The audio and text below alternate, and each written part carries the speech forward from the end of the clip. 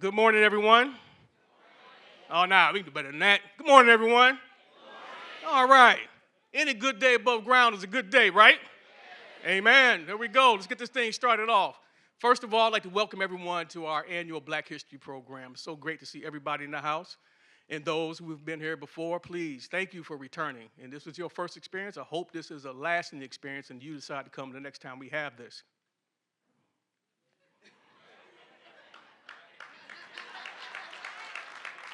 Because we know what times we're living in right now when things are being cut and things are going away. But as long as we keep this together, then we can keep the American dream alive. And that's just not a word or phrase. It is everything that we are meant to be and how we started. So with that, let's get started. This will be our 100th celebration of Black History Month, 100 years. Yes, that deserves a round of applause. 250 years for the country. So if you do the math, and I was in the Marines, so if my figures are off, please don't make fun of me or show me a crayon for all you all who know. That means 150 years prior to the implementation or the discovery or the creation of Black History Month, which was in Black History Week. It was 150 years of the nation not recognizing or not acknowledging the accomplishments of certain people in this country. So we have 100 years to thank for that, and here we are to go forward. And we'll talk more on that in depth. So please, I'd like to ask you to silence your phones at this time. Please locate the emergency exits in case something happens, God forbid. But they are behind you if you're sitting on the grounds below. But if you're at the top, they're behind you also, or over to the side, depending on how you're seated. The other thing I'd like to remind people is that this production may contain historical depiction or themes that some may find disturbing. So please use your judgment in viewing this performance. First, I'd be remiss if I did not mention this, and that is the passing of Reverend Jesse Jackson.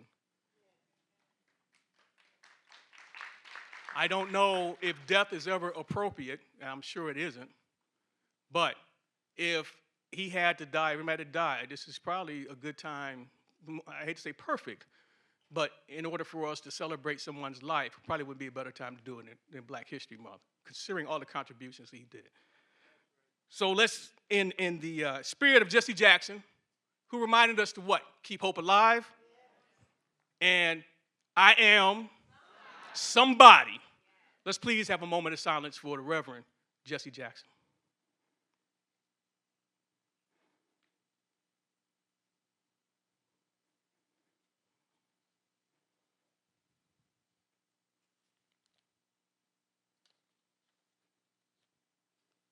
Okay, thank you. So at this time, we would like to ask you, if you are able to, please rise for the presentation of colors and the Pledge of Allegiance, which will be led by the Molinari Juvenile Youth Center. And please remain standing for the singing of the National Negro Anthem.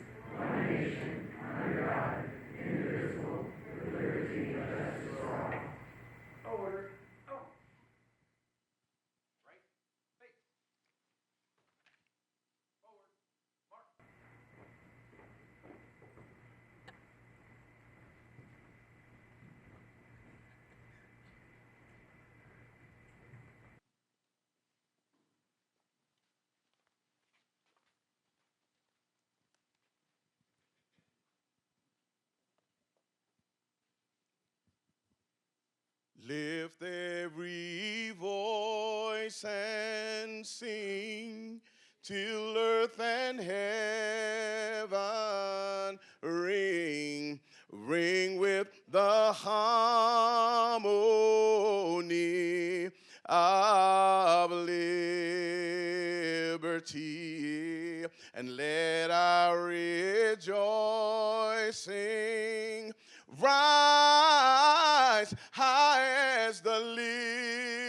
listening skies. Let it resound loud as the rolling sea. God of our weary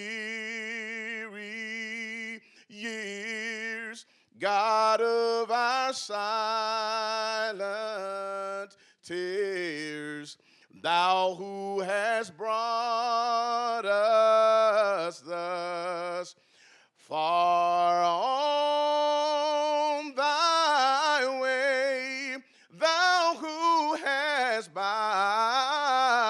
thy might led us into the light, keep us forever in the path we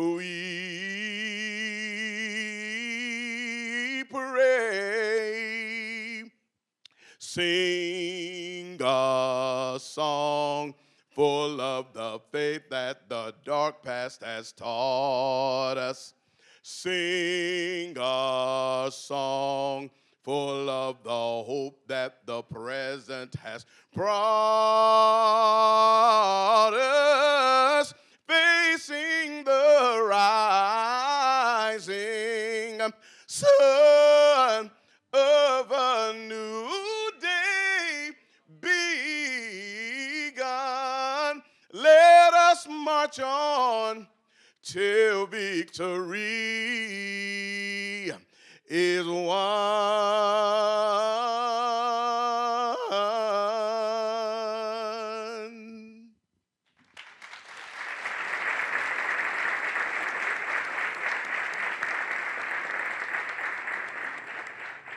All right, you all can be seated. Hey, Charles Hyman, ladies and gentlemen, please give it up for him again. Every time, every year, he never fails to do good.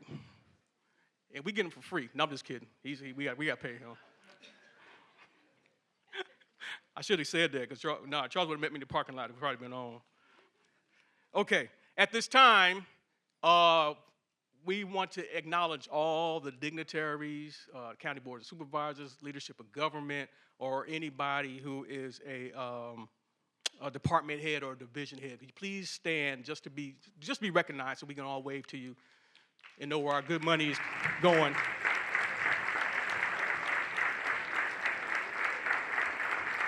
All right. Thank you. Thank you for all your hard work that you do for the county and the raises that you're going to get at the police department. I'm biased. I retired as a police officer. Okay, at this time, I'm going to hand this over. The program's continue.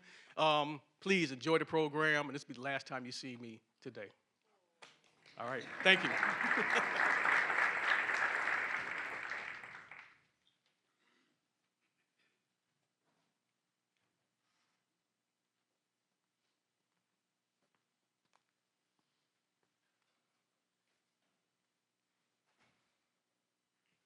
Good morning, everybody.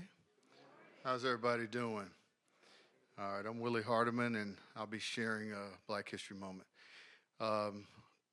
Why Black History Month? I asked the question, why not? Where would this country be without the sacrifices and genius of Black Americans? In 1926, historian and scholar Dr. Carter G. Woodson, known as the father of Black history, established Negro History Week, because the contributions of blacks to American society and culture were not being taught in schools, published in textbooks, or acknowledged in American culture. Woodson believed a people's history is essential to self-worth. Understanding the Black experience was essential to American democracy. Black contributions should be recognized as central, not secondary, to U.S. history. Those who have no record of what their forebears have accomplished lose the inspiration which comes from the teaching of biography and history. Woodson picked the second week of February because it aligned with the birthdays of Frederick Douglass, Abraham Lincoln. February also represents the birth month of luminaries such as W.E.B. Du Bois, Langston Hughes, Rosa Parks, Nina Simone, Toni Morrison, Mariah Anderson. Black History Week grew in popularity during the 1950s and 1970s. As colleges and universities started creating Black Studies programs, student groups demanded more accurate and inclusive curriculum. And the civil rights and Black Power movements pushed for national recognition. This momentum led to wider adoption of Black History Week. In 1976, of the U.S. bicentennial, President Gerald Ford officially recognized February as Black History Month, calling on Americans to seize the opportunity to honor the too often neglected accomplishments of Black Americans. Thank you.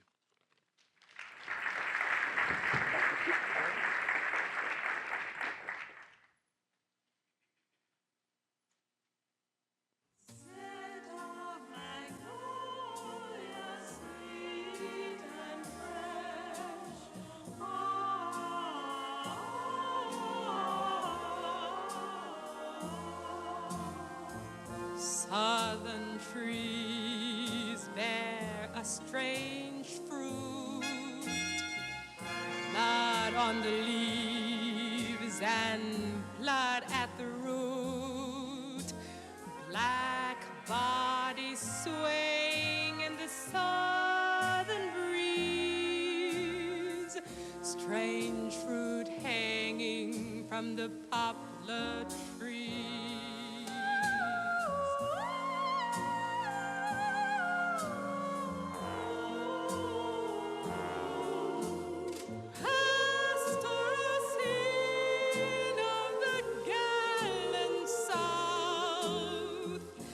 The bulging eyes and the twisted mouth, scent of magnolia, sweet and fresh, and the sudden smell of burning flesh.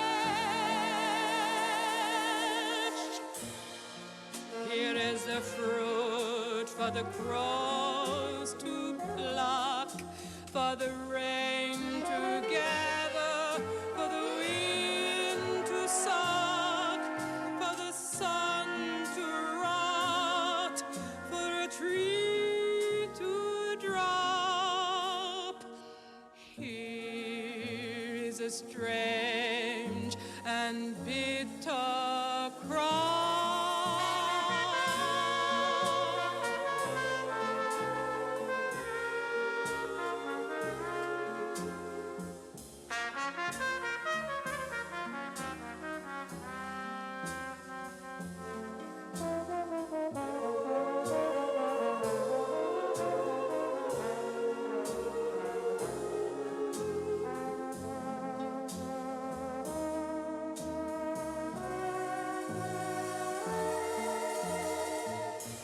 Here is a fruit for the crows to pluck, for the rain to gather, for the wind to suck, for the sun to rot, for a tree to drop.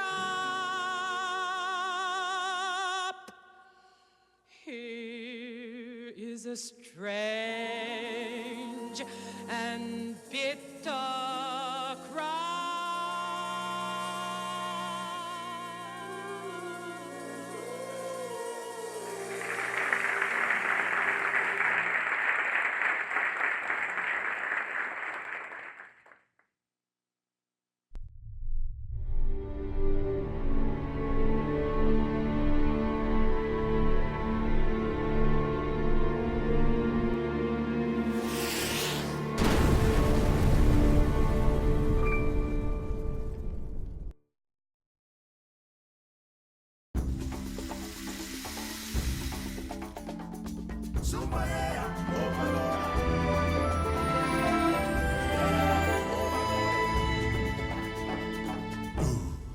At 13 years old, I was picking 200 to 300 pounds of cotton a day. Had to quit school last year to work in the fields full time. My mother and father kept us children in school for as long as they could, but too much work to do, too many mouths to feed. And 4 months was all school was anyway, ran from December through March. You never heard of a child in school in April. And anytime there was some off-season work to do, children had to come out of school and help their parents do it, in and out all the time. And I was good in school too. Recited poetry, won spelling bees. But I guess 4 months was too much time to spend on learning, when as far as anybody was concerned, I had learned all I needed learning for the life I was gonna lead. Oh, but one day, the winds of change blew through Ruleville, Mississippi. In August 1962, the pastor announced after service that there would be a mass meeting.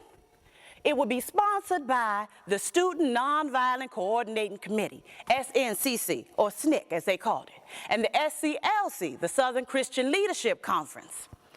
Not many people knew what a mass meeting was, but they knew if it was involved with the church, it had to be all right. It had to be something to be taken seriously. James Bevel preached that night. He preached from the 16th chapter of Matthew, the 3rd verse. When it is evening, ye say, it will be fair weather, for the sky is red. And in the morning, it will be foul weather, ye say, for the sky is red and lowering. O ye hypocrites, ye can discern the face of the sky, but can ye not discern the signs of the times? How can we not discern the signs of the times? How can we not recognize the signs that are before our very eyes, that it is time for black men and black women to lay claim to what is rightfully their own, indeed, the right to vote? Now, most folks are not educated enough to discern the weather or forecast the future, but that is not our demand. Our demand is that we not ignore the clear signs before us. God's time, God's time is upon us. Let us not back down from the challenge. Oh, you can get a lot of folks involved around sermons. And Jim Foreman spoke that night. He said it was our constitutional right to register and to vote. Until then, I didn't know a Negro could register and vote. Nobody had ever told me. So when they asked those of us to raise our hands to go down to the courthouse and register, I raised mine. If I'd have had any sense, I might have been a little scared, but what was the point of being scared? The only thing they could do to me was kill me. And it seemed like they'd been doing that a little bit at a time ever since I could remember.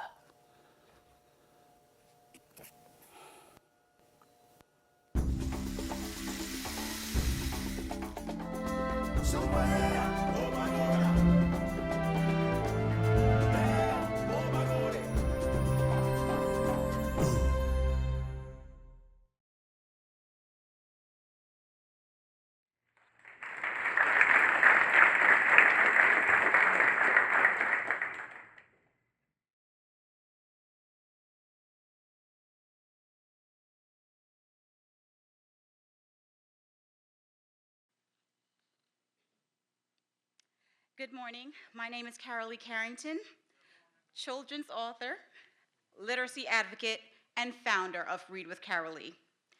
Thank you for the honor of being a part of the Prince William Black History Month celebration. This morning, we are gathered not just to remember history, but to recognize that we are living it. Black history is not something that only lives in textbooks, museums, or month-long observances. Black history is active. It is breathing. It is unfolding every day through our choices, our leadership, the stories we tell, and the stories we protect. Leadership at its core is not about titles. It's about responsibility.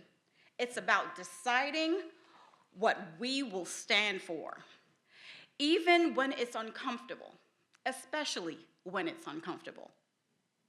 I come to you not just as an author, but as an independent children's author, someone who chose to create outside of the traditional systems because I believe children deserve to see themselves reflected right now, not someday.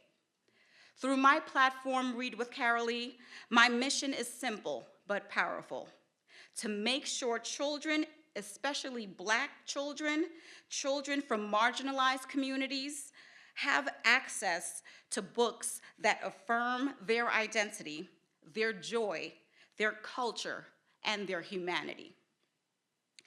That work is leadership, because leadership often begins with asking, who is being left out?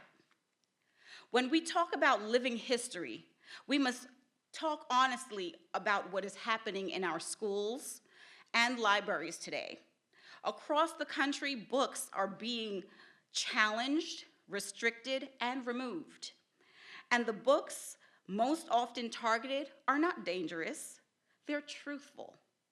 They are books that are centered on Black voices, brown voices, marginalized voices, and stories that acknowledge our shared humanity.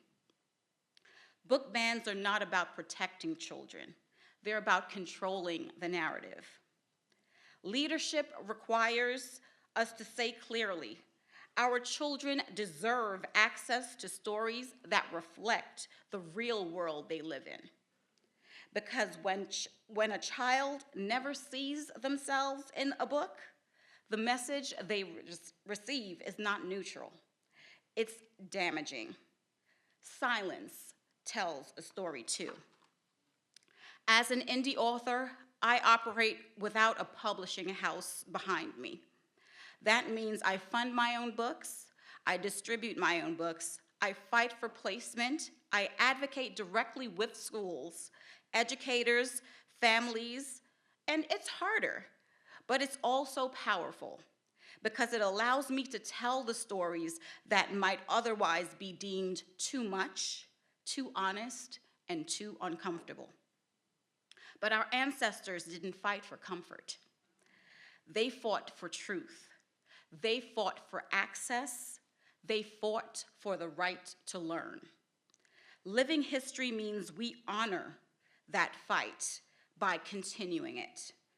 Every time we read a diverse book aloud, every time we donate a book to a classroom or a library, every time we speak up at a school board meeting, every time we support an independent author telling stories that matter. Leadership means understanding representation is not a trend, it's a necessity. Children who read diverse books develop empathy. Children who see themselves reflected in those books develop confidence. Children who learn multiple perspectives grow into adults who lead with understanding rather than with fear. And that is how we shape the future. Prince William County has an opportunity and a responsibility to lead by example, to ensure that our children have access to literature that is expansive, inclusive, and protected, to show that Black history is not something to look back on, but something to actively build forward. Because one day, today will be history, and our children will ask, what did we do when stories were challenged, when voices were questioned, when truth was inconvenient? My hope is that we can say we led, we protected access, and we chose courage over silence. Thank you for allowing me to be a part of this living history, and thank you for continuing the work.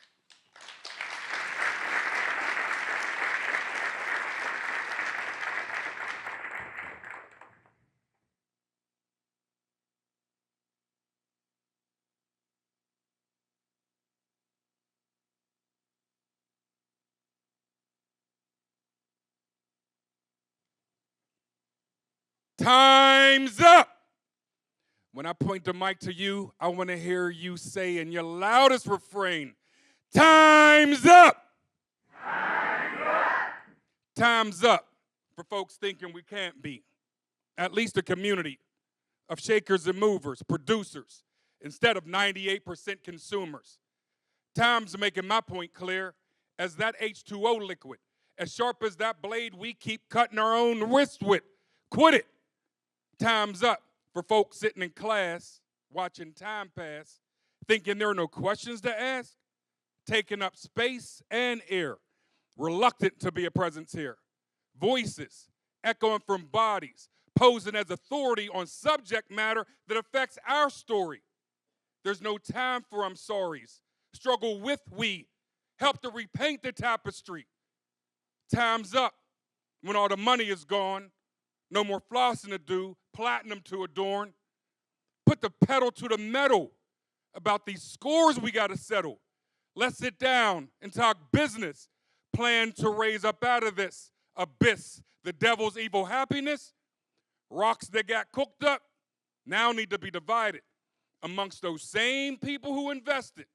Are you interested? Entrusted. You guessed it. Self-sufficient. Big man or little dude trying to be him. We got seeds to raise and not a second to waste. Are you down to prove that we can do this? Tick tock, tick tock, tick tock.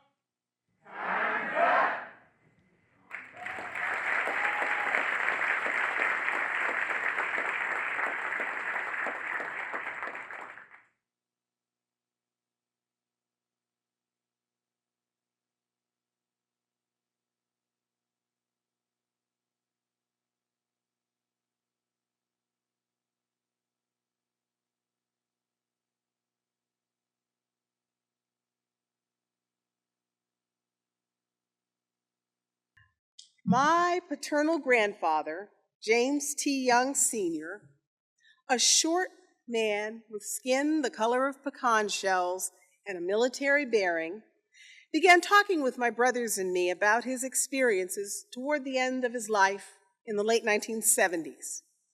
He showed us that resistance to oppression in the United States of America can take many forms beyond what most people think of when they hear the word resistance. He was a Tech 5 in the U.S. Army in World War II, what we know today as a corporal with technical skills. And he proudly served under General Patton in the Third Army in Germany and Italy.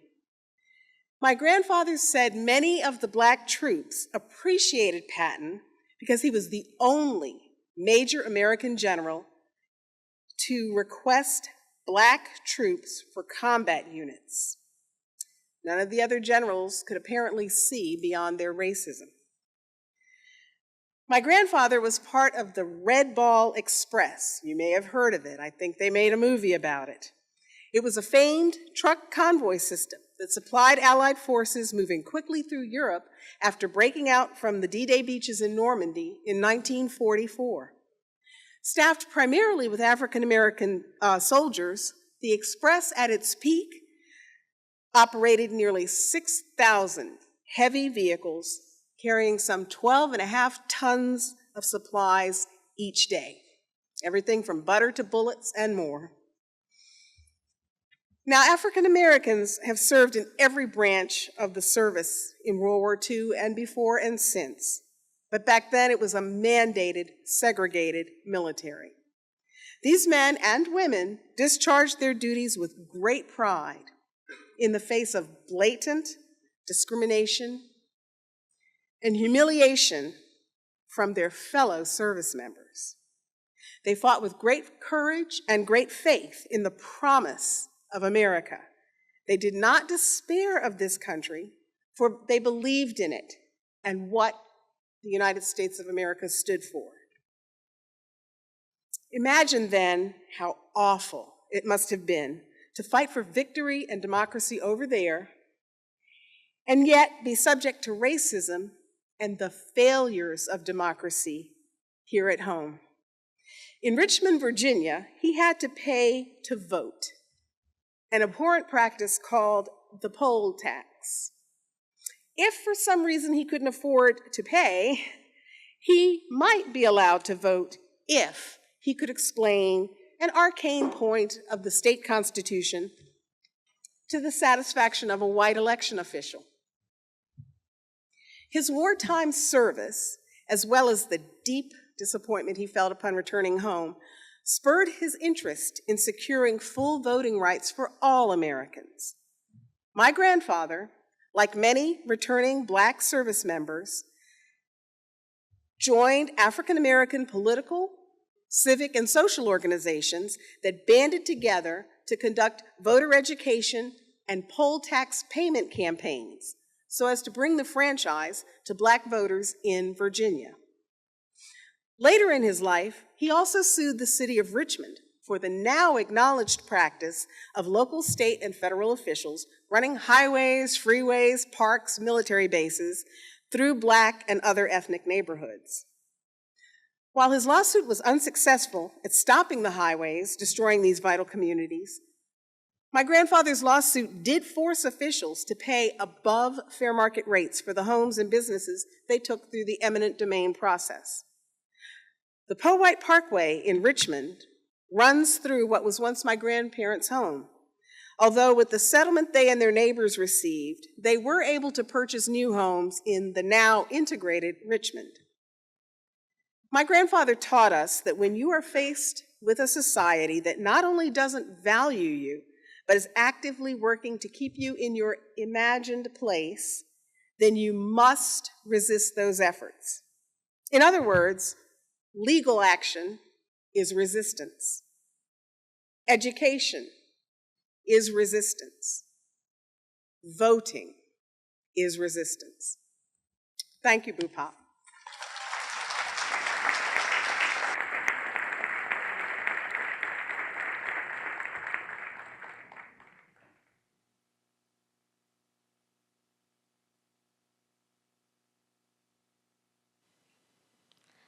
The Hill We Climb by Amanda Gorman.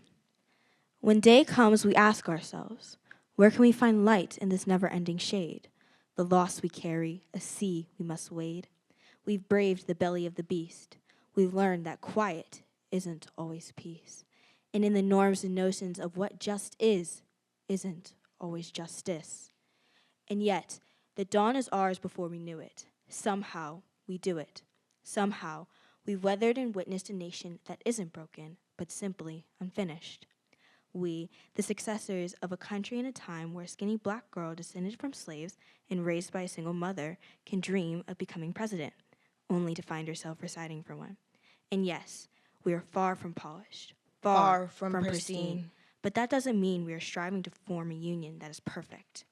We are striving to forge our union with purpose, to compose a country committed to all cultures, colors, characters, and conditions of man. And so, we lift our gazes not to what stands between us, but what stands before us. We close the divide because we know to put our future first. We must first put our differences aside. We lay down our arms so we can reach out our arms to one another. We seek harm to none and harmony for all. Let the globe, if nothing else, say this is true. That even as we grieved, we grew.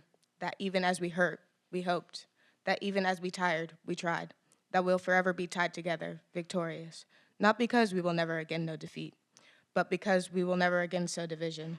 Scripture tells us to envision that everyone shall sit under their own vine and fig tree, and no one shall make them afraid.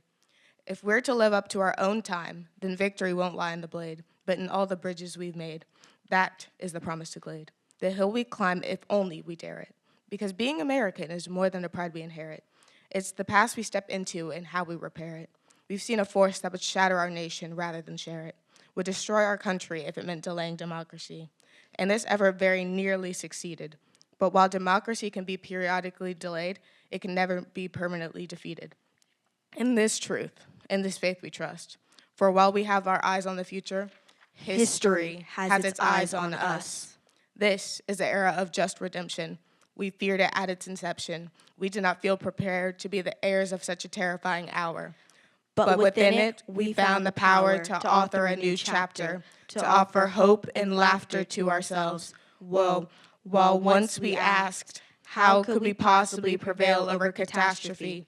Now we assert, how could catastrophe possibly prevail over us? We will not march back to what was, but move to what shall be. A country that is bruised, But whole, benevolent, but bold, Fierce, fierce, and free. We will not be turned around or interrupted by intimidation, because we know our inaction and inertia will be the inheritance of the next generation. Our blunders become their burdens, but one thing is certain, if we merge mercy with might. and might with right, Then then love becomes our legacy and change our children's birthright. So let us leave behind a country better than the one we were left. With every breath from my bronze-pounded chest, we will raise this wounded world into a wondrous one. We will rise from the gold-limed hills of the West. We will rise from the windswept northeast where our forefathers first realized revolution. We will rise from the lake-rimmed cities of the Midwestern states. We will rise from the sun-baked south. We will rebuild, reconcile, and recover in every known nook of our nation, in every corner called our country. Our people, diverse and beautiful, will emerge battered and beautiful. When day comes, we step out of the shade, aflame and unafraid. The new dawn blooms as we free it. For there is always light, if only we're brave enough to see it. If only we're brave enough to be it.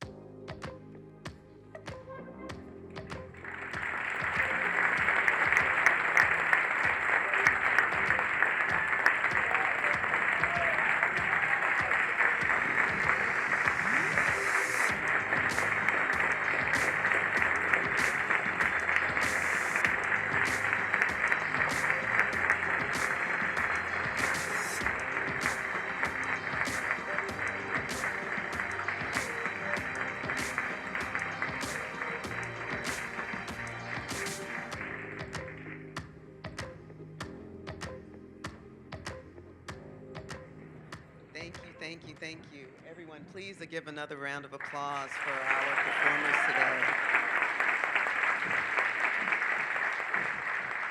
I find myself, honestly, speechless. I was so moved. I'm not sure that it's clear how much work the folks that actually did this program put in from what you see. But again, if my Black History Committee members, those that aren't up in the booth, if you guys could come back out again, that would be great.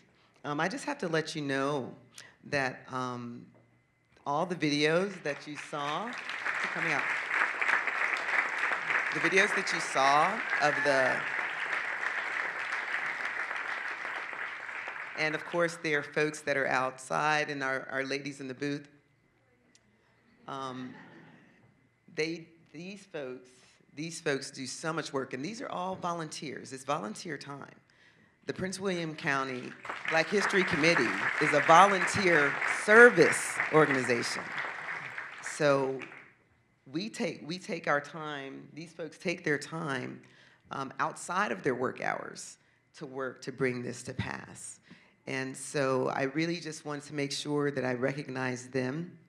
One particular member we need to recognize, because this will be her last as an employee with Prince William County.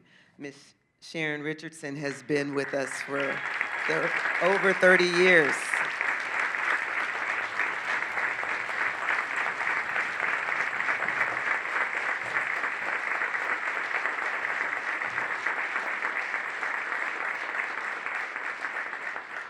Sharon has been a part of the Black History Committee almost since she first started in the county. And the county, this is our 30th Black History program. Yes. We started back in 1996. I don't know, Ms. Von Rees, I don't know if you were at that one, but I'm sure you noticed some of the video that we saw on screen. What we tried to bring you was a retrospective that showed all of the years of service that have been done by county employees to highlight the movement that we have taken all the years ago in the past. As we get ready to celebrate our 250th year as a nation, we celebrate 100 years of Black history. But what's important to know about Black history, and it's already been said, so I won't belabor the point, it's not just Black history. Black history is our history. It's our history. And one of the things that we wanted to do with past, present, and future is to highlight the things that have taken place. Our history is not always easy. Our history has not always been pretty. But the times that we learn the most as people, we grow the most as people, is when we have those periods where we've fallen down, when we haven't quite done things right. But what we do is that we prevail because we are resilient. We persevere, and we continue to hope. We continue to love, and we take each other's hands, and we keep moving forward. And so that's what we tried to present to you today in this retrospective Black History Month program, the 30th of Prince William County, the 100th in our nation's history. Thank you so much for the time. I would like to invite our county executive to come and offer a few words. Thank you.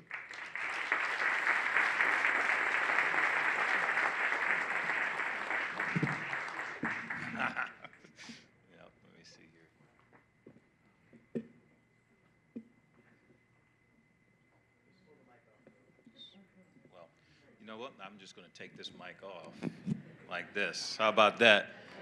So before I get started, yeah, I'm good. I just want to start giving credit where it is certainly due. Can we stand up one more time and give a just thunderous round of applause to the Black History Committee for all that they have done. 30 years, bringing programs like this forward is a big deal for our community and for our county, and we want to thank all of our volunteers. They do this in their own time, and they have brought this community together in so many ways to learn, to reflect, to grow together. So just want to appreciate them for all that they've done. 30 years, 30 years. Also want to just acknowledge and thank our performers and speakers. Thank you, thank you, thank you for the music, for the movement, for the spoken word. You reminded us that Black history is not something we simply look back on.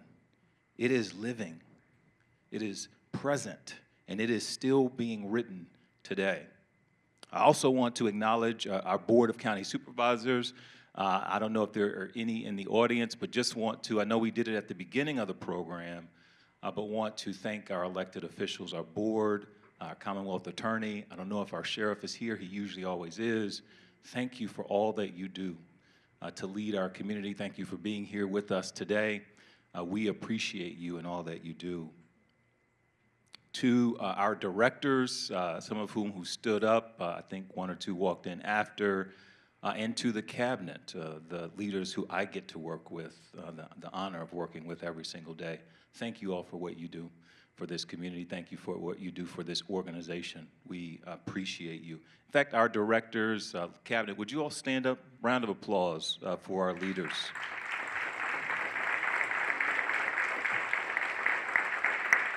Our county attorney, thank you, Michelle. All right, thank you all very much.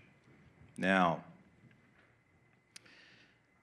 as powerful as today's performances have been, we know they are more than entertainment. They are reminders.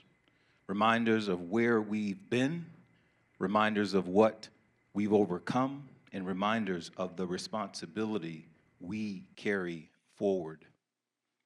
And it certainly brings me to today's theme, honoring the roots, celebrating the journey, empowering the future. For Prince William County, that theme is not an abstract one. It is personal, it is local, and it is ongoing. Honoring the roots means acknowledging those who have paved the way, often with enormous sacrifice, often without recognition, so that we can stand where we stand today. And when we reflect on our roots, we must be honest about them. We heard it today. Black history in this country is deeply intertwined with the struggle for civil rights, not just the fight for laws and legal protections, but the fight for access, investment, dignity.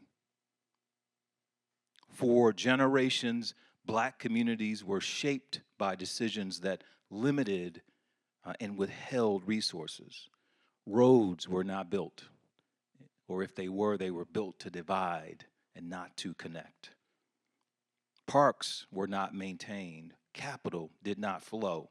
Entire communities, neighborhoods were cut off physically, economically, and socially.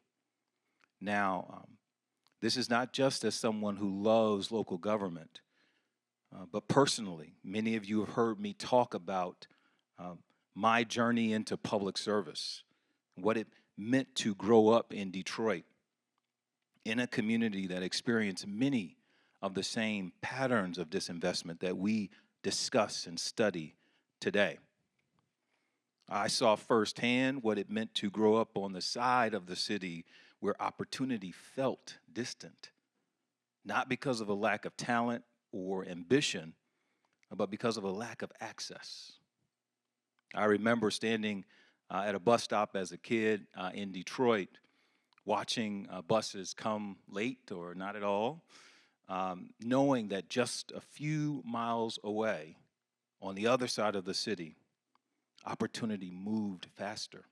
Schools had more resources, parks were better maintained, streets were smoother.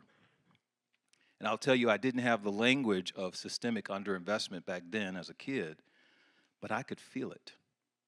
I could see it, and I knew that it mattered. But with that said, I also saw something else. I saw resilience in my community. I saw pride, and I saw a community that refused to be defined by what it lacked. And at a young age, and many of you have heard me tell this story, I made a decision. I decided to dedicate my professional life to local government because it became clear to me that this is where change becomes real. Local government is where decisions either reinforce inequity or actively work to dismantle it. It is where policy meets people. It is where we can ensure that no child's future is limited by the side of town they happen to grow up on. That belief has certainly shaped my path, and it reminds me every day that the work we do here in Prince William County matters so deeply. Because while Black history includes struggle, it is also a story of triumph. It is a story of communities that built strength in the absence of investment, of families who created opportunity where systems failed, of people who fought for civil rights and then stayed to do the daily work of building better communities. And I believe local government is where the legacy of civil rights shows up in tangible ways today.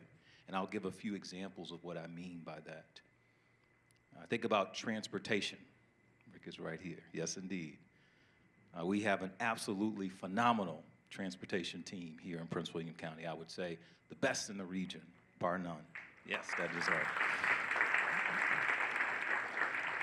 And I will tell you, I believe their work is about more than designing roads and studying traffic flow. At its core, their work is about access, connecting people to jobs, schools, healthcare, opportunity. It is about building roads into communities where literally roads didn't exist, right? Into communities where that were once overlooked, and making sure that we live in a county that does not determine how far you can go, but by where you grow up. This is equity in action. Thank you for that. Whoever that is, thank you for that. Yeah. I think also about parks and recreation. Yeah. For far too long, Black communities lacked safe, welcoming spaces to gather, play, heal. The investments our board has made in parks, trails, community centers, in recreation programming are investments in health, in connection, in belonging. They help build strong communities where families can thrive and where quality of life is not a privilege in this community, it is a promise. And yep, thank you very much for that. And finally, I think about economic development. I saw Christina. Yep, thank you. For generations, Black communities were denied access to capital and private investment, stalling redevelopment, limiting opportunity. The work of economic development and tourism today is about changing that trajectory. It is about creating spaces where businesses can grow, where entrepreneurship is supported, and where investment strengthens communities rather than displacing them. Yes, indeed. So when I say the work you do matters, this is what I mean. Because this what we do, what we are doing, what you are doing for this community, the work, I believe, is the modern day continuation of the civil rights movement. Not always in marches or in courtrooms, but in the plans, in the policies, in the budgets, and in the people who show up every day to serve this community. Every road designed, every park built, every business supported, every family served. That work carries forward the dream that our ancestors fought so hard to achieve. Yes, often quietly, often without recognition, but always with the understanding that public service at its core is about people first. Yeah. So this centennial theme asks us not only to look back, but to look forward, to take what history has taught us and turn it into action, to repair what was neglected, to invest where others divested, and to ensure that opportunity reaches every corner of this county. Black history teaches us that progress is never automatic. It is intentional. It is built decision by decision, investment by investment, and act of service by act of service. And so, yes, indeed. You know, you all are supporting me. I'm liking it. I'm liking it. I'm liking it. And so I say thank you. Thank you for continuing to build communities where opportunity is not determined by zip code or neighborhood or background. I am proud to stand with you as county executive and as someone whose life has been shaped by this very work directly. And so as you return to your offices this afternoon, I encourage you to carry the spirit of this morning's work with you. Let it inform how we collaborate, how we support one another, and how we see the impact of our work. Because together we are not just honoring history, we are building it. Thank you for all that you do. Thank you for being here this morning and for being a part of a community we're building in Prince William County together. Thank you all very much.